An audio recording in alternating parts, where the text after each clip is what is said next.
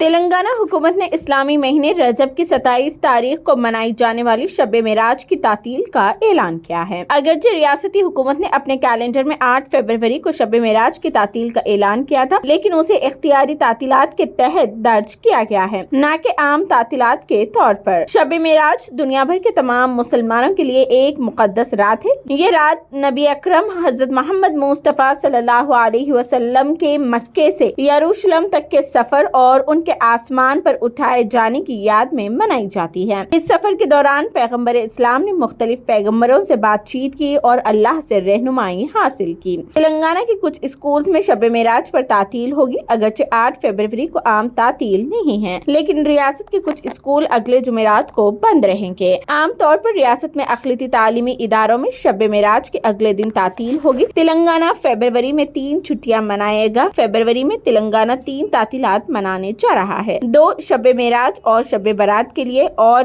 دوسری ایک سری پنجمی کے لیے۔ یہ تمام تعطیلات اختیاری تعطیلات کے تحت درج ہے۔ موجودہ مہینے میں عام تعطیل نہیں ہے۔